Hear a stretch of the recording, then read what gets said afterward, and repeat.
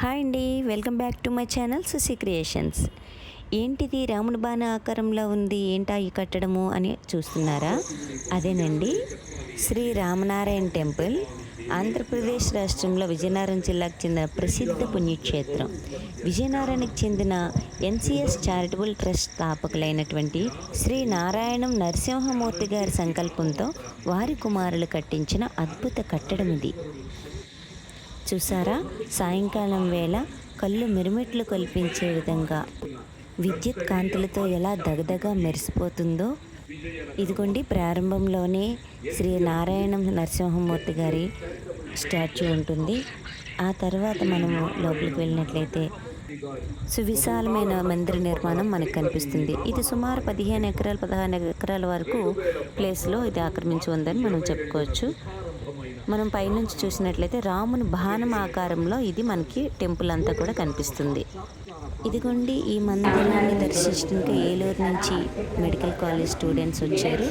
వాళ్ళకైతే ఈ రామాయణ స్టోరీ అంతా కూడా చెప్పమని అడుగుతున్నారు. నేను ఏదో చెప్పేందుకు ట్రై చేస్తున్నాను. ఇక్కడైతే మనం ఏం చెప్పక్కర్లేదండి. యాక్చువల్లీ మొత్తం స్టాచ్యూస్ అంతా పిక్చరైజేషన్ చేసి ఉంటుంది. అండ్ దెన్ అక్కడే స్టోరీస్ కూడా రాసి ఉంటుంది ఇంగ్లీష్, తెలుగులో. మనం చూసి చదువుకుంటే మొత్తం రామాయణం అంతా కూడా ఇక్కడ కనిపిస్తుంది. పిల్లలు అడగడంతో నేను వాళ్ళకైతే ఈ రామాయణం అంతా కూడా ఎక్స్ప్లెయిన్ చేస్తున్నాను. ఎందుకంటే చిన్నప్పుడు మా పాపను తీసుకెళ్ళి అలా ఎక్స్ప్లెయిన్ చేశాను. సరే, వీళ్ళు కూడా మాకు అలా ఎక్స్ప్లెయిన్ ఎక్స్ప్లెయిన్ చేస్తున్నాను. చూడండి, సంపూర్ణ రామాయణం అంతా కూడా ఇక్కడ మనకి కనిపిస్తుంది.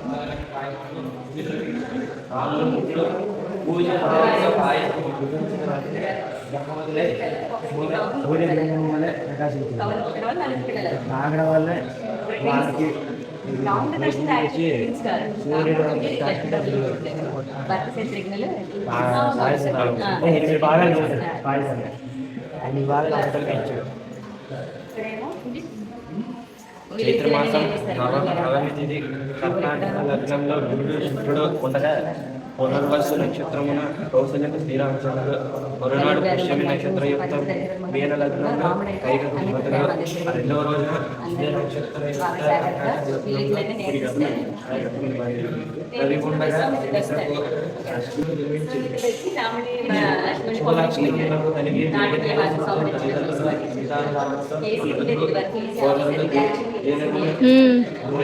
మేబీ వర్షం వల్లేమో.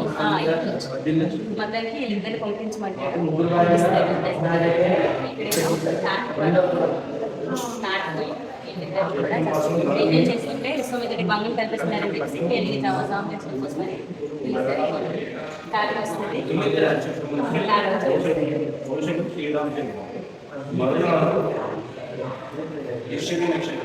ఇక్కడ అహల్య శాఖలు వచ్చింది కదా, అహల్య రాయిగా ఉంటుంది. తన పాత తల్లిగానే పట్టు మీద దగ్గర శ్రీరామ అహల్య శాఖ చూస్తుంది.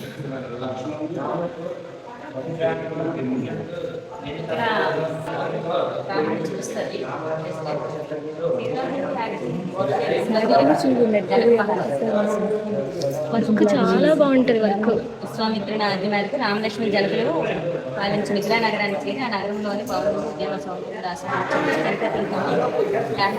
సీతమ్మను చేసిన క్షణమే సీతారామ చూసుకున్నారు. విశ్వామిత్రుడికి యాక్చువల్గా ఆహ్వానం అందది. తనతో పాటు ఉన్నారు కాబట్టి నాకెందుకు మీరు రండి, నాతో పాటుగా సీతాదేవి పరిణామం చేద్దామని చెప్పి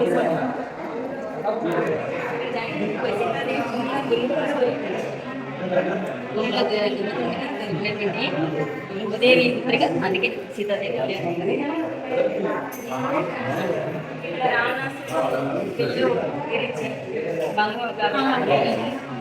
విల్లు విరవలేకపోతాడు, అలాగా కూలబడిపోతాడు. అప్పుడు రాముడి దగ్గర వస్తాయి. రాముడు విల్లు విరిచేటప్పుడు బాణం కూడా పెరిగిపోతుంది. అంత శక్తివంతుడు అనమాట. శక్తికి బాణం అంటే సామాన్యులు అసలు ఎత్తడం కూడా ఎత్తలేని బాణాన్ని ఆయన అవలేని ఇచ్చేసాడు. అదే సీతాదేవి కూడా మరి తక్కువ. సీతాదేవి ఆడుకుంటుందిగా బాణం తీసి పక్కన పెట్టేసి ఎలా ఆడుకుంటారు, అంత మహాశక్తి. బాణం ఎప్పుడైతే తల నుంచి తెచ్చాడో అక్కడ పరిణామం అవుతుంది. వివాహం మొత్తం చరిత్ర అంతా అక్కడ ఇలా బొమ్మలు ఏ కలర్ బొమ్మలు చూసి మనం చదువుకునే అమ్మా ఆ పక్కన ఎవరు వింటున్నారమ్మా? ఇది ఆ పక్కన యాక్చువల్గా రాముడికి పట్టాభిషేకం చేద్దామని చెప్పేసి దశరథుడు అనుకుంటుండగా ఆ. అక్కడ కైకి చెలికత్తి. Okay, okay. విని కైకి వెళ్ళి చెప్తుంది. ఓకే. ఇక్కడ వచ్చి కైకి చెప్తుంది, ఇక్కడ ఒకలా అక్కడ ఒకలా ఉందంటే ఆవిడ. ఈ సరే. కుమారుని కాకుండా భరతుని పట్టాభిషేకం చేయకుండా రాముడికి చేస్తారు. చేస్తారంట అని తను చెప్పడంతో ఇంకా కైకి అంతకు ముందెప్పుడు అడుగుతాడు కదా 2 వరాలు కావాలి, నీకు ఏం కావాలి కోరికని అంతకు ముందెప్పుడు అడిగినప్పుడు నేను అడిగినప్పుడు ఇవ్వండి అని అంటారు కైకి. ఇప్పుడు అడుగుతుందో 2 నాకు ఇస్తామన్న 2 వరాలు ఇప్పుడు ఇవ్వండి అని.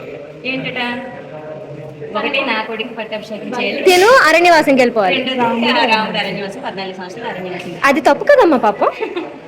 అంటే మరి చెప్పుడు మాటలు విని అలాంటి వాళ్ళు అనేది అవుతారు. యాక్చువల్లీ కైకేయికి అందరికన్నా ఇష్టం రాముడు అంటే. రాముడు అంటే అందరికన్నా ఇష్టం. కైకేయి నమస్కారం పెట్టి అరణ్యవాసానికి వెళ్ళడానికి సిద్ధపడతాడు అన్నమాట రాముడు. లక్ష్మణుడు కూడా అజ్ఞాతవాసం 1 సంవత్సరం కదా, అరణ్యవాసం అజ్ఞాతవాసం లేదు, అది మహాభారతంలో అజ్ఞాతవాసం.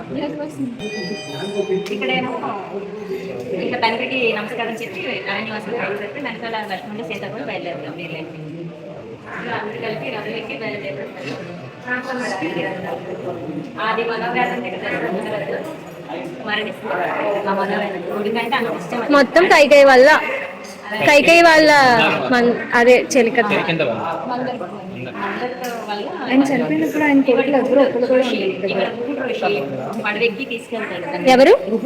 గుహుడు. తీసుకెళ్తాడు రాముడి లక్ష్మణుడిని అరణ్యవాసానికి తీసుకెళ్తాడు ఇక్కడ నుంచి రాజ్యాన్ని. ఓకే.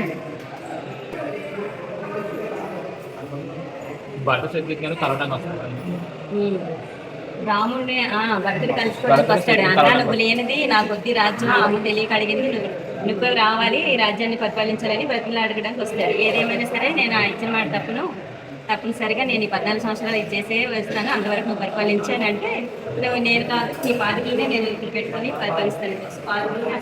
కూర్చోబెట్టి తన రాజ్యాన్ని పరిపాలిస్తాడు అన్న వచ్చే వరకు. పువ్వులు తమ్ముడు అంటే అలా ఉండాలి. ప్రణవ్ చెప్పు, ద హెడ్ కానిస్టేబుల్. అంటే ఇప్పుడు నేను అరణ్యవాసం చేయమంటారు. ఫస్ట్ ఈ రాముడు అంటావు అసలు.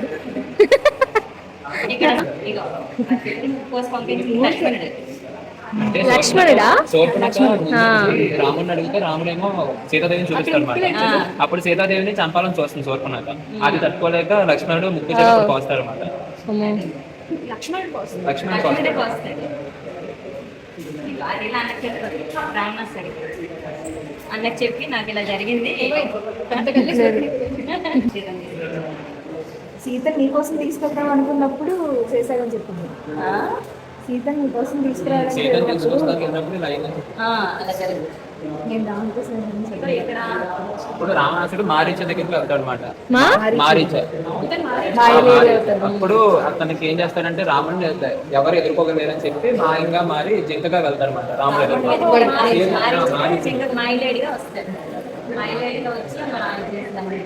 సీతకి నచ్చే రూపంలో అటాక్ అలా వెళ్తాడు అనమాట. సీత దగ్గరికి వెళ్ళి నాకు బంగారు లేడండి, బంగారు లేడు కావాలని అడుగుతుంది.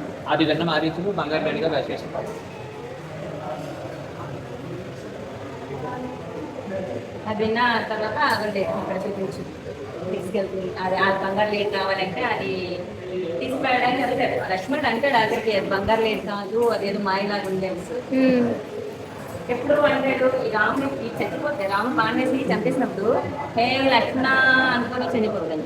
అది ఇదేంటి లక్ష్మణ నడుస్తుంది, నీ అన్న ఏదో ప్రమాదంలో ఉన్నట్టు వెళ్ళని చెప్తే లేదు అందుకే ప్రమాదం జరగదు, అదేదో మాయలాగా ఉంది, లేదు నువ్వు వెళ్ళాల్సిందని చెప్పి వెళ్తాడు. గేర్ వేస్తాడు. గేర్ ట్రాక్ రావద్దని లక్ష్మణ్ ట్రాక్ అంటారు. ఆ గేర్ దాటి రావద్దని చెప్తే ఇక గేర్ వేస్తాడు. అక్కడ ఈ చాప్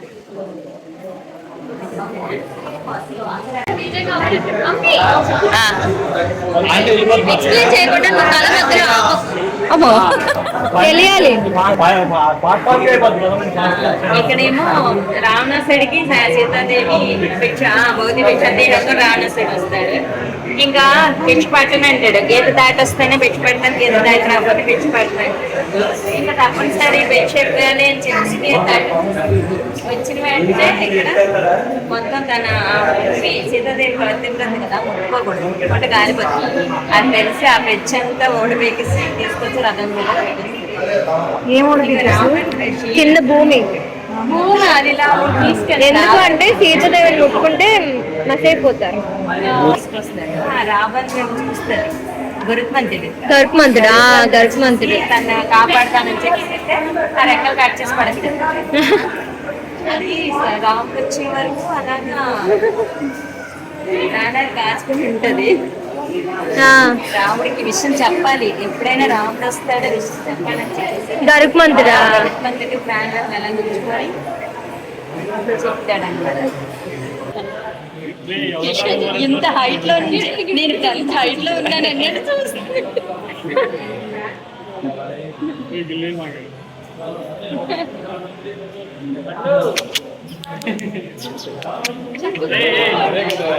ఇచ్చాడు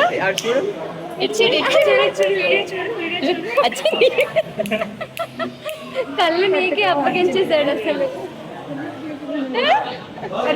అమ్మాయి నవ్వాడు, అసలు ఏ ఎక్స్ప్రెషన్స్ నవ్వుతున్నాడు.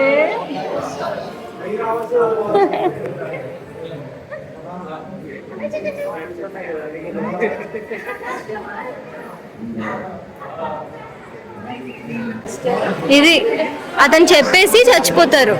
గరుత్మంతుడు ఇంకా పాపం రాముడు ఫైనల్లీ గరుత్మంతుడు కనిపించి ఇలా రావణాసురుడు తీసుకెళ్ళిపోతున్నాడు అని చెప్పేసి విషయం చెప్పేసి నీ విశ్వాసానికి మెచ్చుకున్నానని చెప్పేసి తను అలా ఎవరికి తెలుసు కదా తన భక్తుడు రాముడు భక్తుడు అందులో ఇంకా తను ఎప్పుడు రాముడిని రాముడు రాకపోతే ఎదురు చేస్తా ఉంటాడు. ఒక రోజు రాముడు తన ఆనందం పట్టలేకపోతే ఇంకా పళ్ళన్నీ కూడా తెచ్చి రామ ఇది తినని మన కోరిక బాగుందా లేదని చెప్పి రాముడు తెలుస్తూ ఉంటాడు. అందరూ సర్వభద్రుడు అయితే చాలా భక్తి పర్వాలి.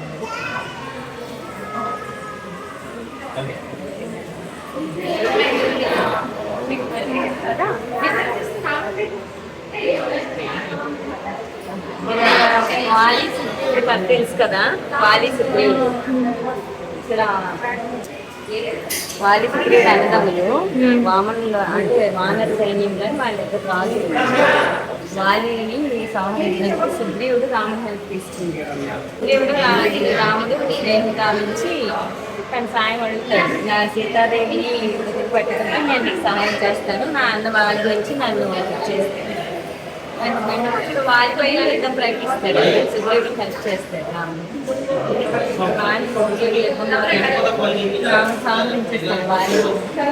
వాళ్ళని సంహరిస్తాడు. సుగ్రీవుడి పట్టాభిషేకం చేస్తాడు. సుగ్రీవుడేమో రాముడికి హెల్ప్ చేయాలి కదా, ఆంజనేయుడు నేను అందరికీ సరైన వాడు, ఆంజనేయుడే కరెక్ట్ అని చెప్పేసి ఆంజనేయుడు పంపిస్తారు. నేను సీతాదేవి నన్ను ఎలా గుర్తిస్తుంది రమ ఇంకా నా ఆరోగ్యం అందులోకి తీసుకెళ్ళి ఆడవాళ్ళకి ఇస్తాడు. ఇక్కడ ఆంజనేయుడు బయలుదేరుతాడు సీతాదేవి అన్వేషణ కోసం. లంకలో కదా రావణాసురుడు ఉండేది. లంక పట్టణాన్ని బయలుదేరాలంటే ఇంకా మధ్యలోని సముద్రం ఉంటుంది. సముద్రం దాంట్లో మరి మన వాళ్ళైతే వెళ్ళలేదు. ఆంజనేయుడు అయితేనే ఇంకా ఎగురుకుంటూ వెళ్ళగలరు.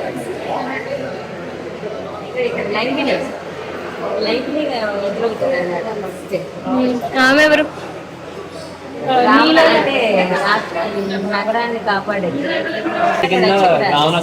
పడతాడు అనమాట. ఎవరిని లోపలికి రానియకుండా కాపలాది.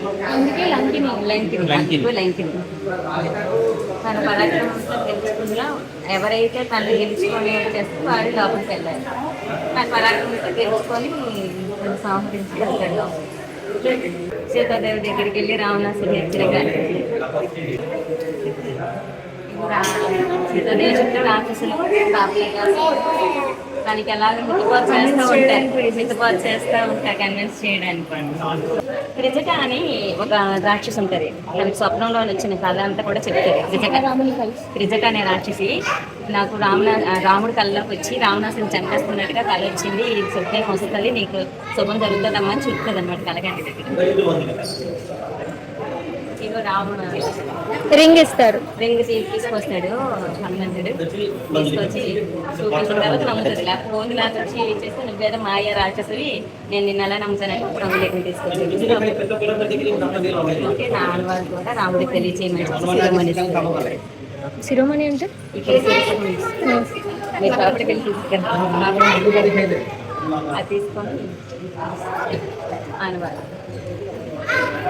రావణాసుడికి ఆంజనేయుడికి జరిగిన సంభాషణ వెళ్ళి సింహాసనం వెళ్ళి కూర్చోబెట్టడానికి అమర్యాద రాయబారిగా వచ్చిన వాడికి మద్దతు చేయాలని చెప్పి తన కాకిన పెంచుకొని వెళ్ళి దాని మీద కూర్చొని చెప్తాడు. ఇంక ఇలా కానీ నిప్పంటించుతారు కాకి, దాంతో మొత్తం లంగకి నిప్పంటించుకొని వస్తాడు. అంటే చూసి రమ్మంటే కాల్చి రమ్మని రఘు అనేసి అందుకంటారు. చూసి రమ్మంటే అందుకే ఆ శిరోమణి తీసుకొచ్చి చూపిస్తాను నేను. శిరోమణి అంటే తనకు పెట్టుకుంటే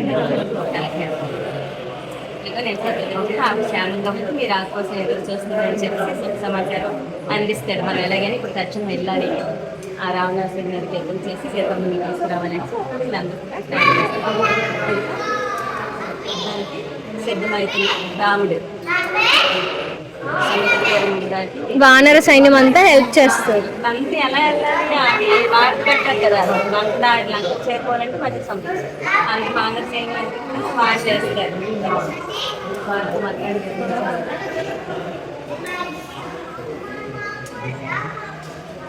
శివపూజ చేస్తారు ముందుగా వానర చరిత్ర.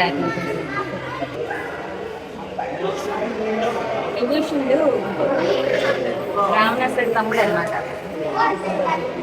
శరణాగతి అయినటువంటి దాసుడు మన ముందుతో కూడా అనేక తెలిసి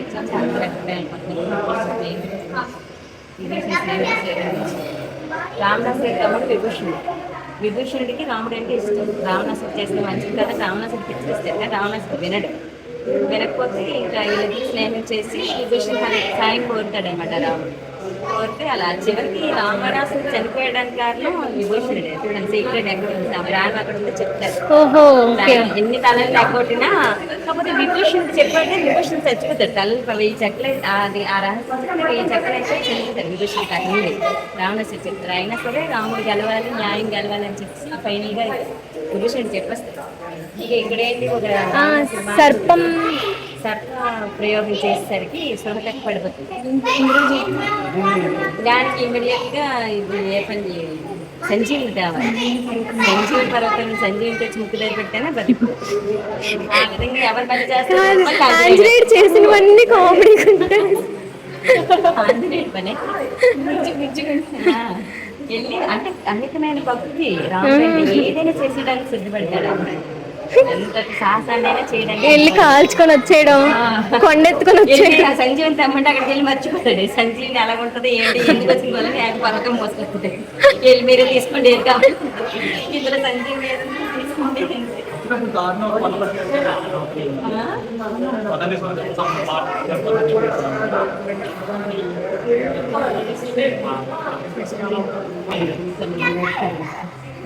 ఇదంతా యుద్ధమే.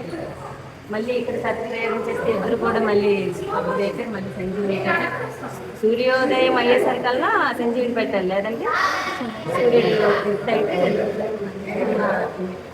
మళ్ళీ తీసుకొచ్చుకోవాలి. మళ్ళీ ఇక రావణాసుడు ఒక్కొక్క రాముడు ఒక్కొక్క తల నరుకుతుంటే రావణాసుడి తల మళ్ళీ అతికిపోతుంది.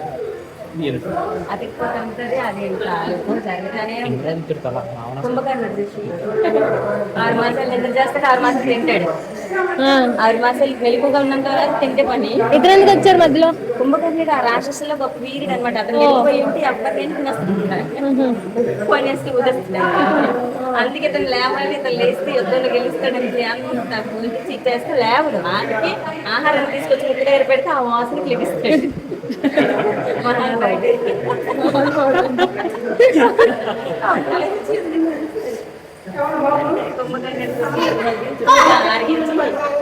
అప్పుడు యుద్ధానికి వస్తాడు అన్నమాట. యుద్ధంలో బీభత్సం సృష్టించి శ్రీరాముడి చేతులు తరించబట్టాడు. చివరికి చెప్పడం వల్ల ఆ పొట్టలో నుండి ఒక కుండలోని ప్రాణం ఉంది, రావణాసుడి తలలో ఉన్నది. అప్పుడు మహా అమృతం కోసం అని యుద్ధం జరుగుతుంది రాక్షసుడికి రాముడు. అప్పుడు అమృతం నాకు దగ్గర కోపంతో అమృత భాండాన్ని మింగేస్తాడు. అందులో ప్రాణం దాచుకుంటారు రావణుడు. సో రావణ ప్రాణాలు అక్కడ ఉన్నాయి. అప్పుడు తలకు కాదు మాత్రం ఇలా అంటాడు, ఇలా కాదు ఇలా కలిసి ఇలా చూడండి. అప్పుడు అక్కడ వేస్తారు. అప్పుడు విభీషణ అని చెప్పేసి అర్థమైంది.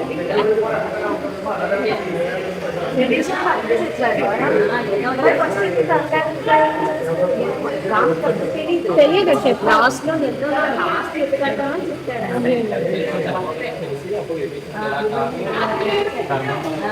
అని సైడ్ చేయడం వల్ల ఆ తర్వాత సీతాదేవి అగ్ని ప్రవేశం చేస్తారు. సీతాదేవి ఇన్ని రోజులు రామసీత ఉంటే ప్రజలు అనుకుంటారేమో అని